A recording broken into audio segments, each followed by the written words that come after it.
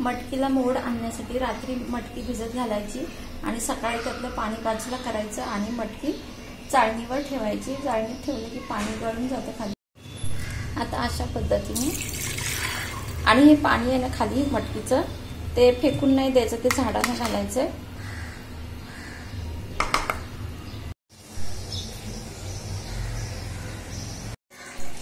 आता ही मटकी आपल्याला पाणी अगदी वरचं सुकेपर्यंत चांगलं नितळून जाईपर्यंत अशीच ठेवायचे, एक अर्धा ते पाऊण तास ठेवायचे। की एकदम वरून सुकी सुकी झाली की एक तुम्ही तर एकदम असं चाळणीमध्ये किंवा पातळ कपड्यामध्ये असं ठेवतात ना गुंडाळून, तर मी पातेल्यामध्ये मोड आणून दाखवणार आहे तुम्हाला। येतात, मी दाखवायची काही गरज नाही, ते येतातच, शेवटी नैसर्गिक क्रिया आहे ती, त्यामुळे येतातच मोड। तर नंतर मी थोड्या वेळाने अर्ध्या तासाने या पातेल्यामध्ये भरून ठेवणार, वरून झाकण ठेवणार आणि उद्या सकाळी खूप छान मोड आलेले असतील, मी दाखवेन तुम्हाला।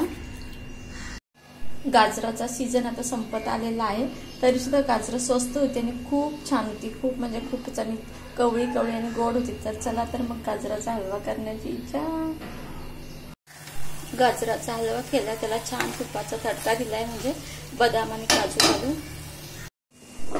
तुम्ही बघू शकता आता दुपारची जेवण झाल्यानंतर ना मी सगळं किचन स्वच्छ केलेलं आहे, अगदी गॅस शेगडी सुद्धा स्वच्छ केलेली आहे। पण काय कोणास ठाऊक माझ्या नजरेला हे सगळं हा तेलाचा राब ना खटकायला लागला। मग काय मी सगळं स्वच्छ केलं तरी सुद्धा हे बटाट्याच्या सालीचं काढायचं असतं ना, तर हे मला लायटरवर फ्रीमध्ये भेटलं होतं, पण त्याच्यानं साली काय बिलकुल निघत नव्हत्या, मग मी ठेवून दिलं होतं। पण आज मात्र ते एकदम युजफुल ठरलं। तर हे बघा, ह्याच्या साईने मी असं थोडं थोडं हलवून म्हणजे घासून असं, तर हे सगळा तेलाचा राब जो साठलेला होता ना तो सगळा क्लीन निघालेला आहे। आणि सगळं आता हे क्लीन करून घेते मी तुम्हाला आणि नंतर दाखवते। तर ही युजफुल आयडिया आहे की असे जर असतील त्याच्यापासून साली वगैरे निघत नसतील बटाट्याच्या काकडीच्या, तर तुम्ही फेकून देऊ नका। तर हे बघा, ह्याच्यासाठी उपयोग होऊ शकतो, कधी कोणती गोष्ट उपयोगी पडेल सांगू शकत नाही। ही जास्त हा बर्नर मी जास्त वापरते, त्यामुळे ह्याच्यावर जास्त झालेला आहे, घाण झालेली आहे जास्त, आणि हे जास्त नाही वापरत मी, फक्त इकडं फोडणीला घातल्यावर इकडं मी ठेवते बारीक गॅस करून, त्यामुळे इकडं कमीच आहे। तर अशा पद्धतीने घासून घ्यायचं आणि मग सगळा तेलाचा राब निघून जातोय। इकडे नाहीच आहे जास्त, इकडेच आहे, ह्या दोन बर्नरला जास्त आहे, इकडचं तेल इकडं उडतं म्हणून इकडं आलेलं आहे थोडं जास्त। हे बघा, अशा पद्धतीने क्लीन करून घ्यायचं आहे। आता हे सगळं स्वच्छ करून घेते आणि दाखवते। तुम्ही बघू शकता आता अशा प्रकारे सगळं पाणी सुकलेलं आहे मटकीवरचं, आणि एका पातेल्यामध्ये कोणत्याही, आता मटकी जर जास्त असेल तर जरा मोठं पातेलं घ्यायचं आणि अशी भरून ठेवायची आणि वरती झाकण ठेवायचं आणि ठेवून द्यायची एका साईडला।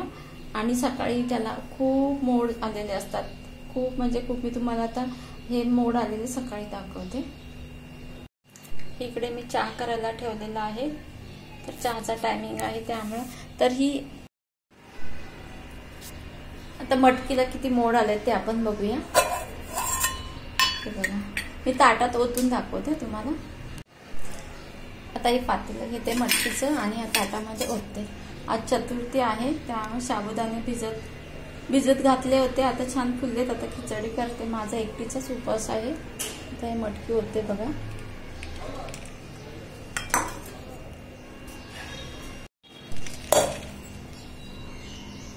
हे बघा किती छान मोड आले, मस्त ना, खूप छान ना। हे बघा, ह्या अशा पातेल्या म्हणजे जे आपली जेवणाची रोजची पातेली असतात ना, तुम्ही स्टीलच्या पण पातेल्यात ठेवू शकता, नाहीतर तुम्ही म्हणाले जर्मनच्या पातेल्यात का दाखवलं, आरोग्यासाठी चांगलं नसतं।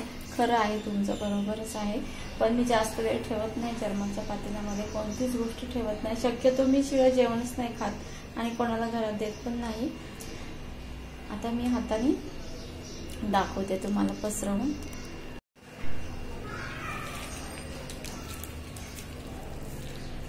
मस्त ना। आता संध्याकाळी उपवास सोडताना त्याची उसळ करते छान। याच मटकीची संध्याकाळी उसळ करायची आणि गणपती बाप्पाला नैवेद्य दाखवायचा, मस्त। आज चतुर्थी आहे तर बघा खिचडी केली, माझ्यापुरतीच केले कारण माझा एकटीचाच उपवास असतो, त्यामुळे मी मोठ्या मोठ्या तुकडे हाताने मिरचीचे तुकडे हाताने तोडून टाकले। मीच खाणार आहे तर काय, स्वतःला सगळं चालतं। पापड मी कसं तळते बघा, भाजीला तेलही केलंय ना, त्याच्यामध्येच पापड तळून काढते.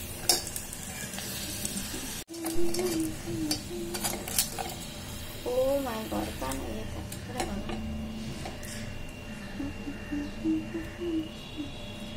आता ह्याच तेलामध्ये भाजी करते.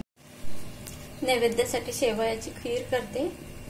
तर थोडसे 2 चमचे तुपामध्ये शेवया भाजून घेते. नैवेद्याचं ताट करून घेतलेलं आहे. आज संकष्टी चतुर्थी आहे ना, तर साधंच जेवण केलेलं आहे मी. नैवेद्यासाठी गोड शेवयाची खीर केलेली आहे आणि मटकीची उसळ आणि भात आणि पापड वगैरे सिंपल जेवण केलंय. तर तुम्हाला कसं वाटलंय नैवेद्याचं ताट मला कमेंट्समध्ये सांगा. पण तुम्ही पण असं कधी कधी करता का? इकडे तुळशीला दिवा लावून घेतलेला आहे.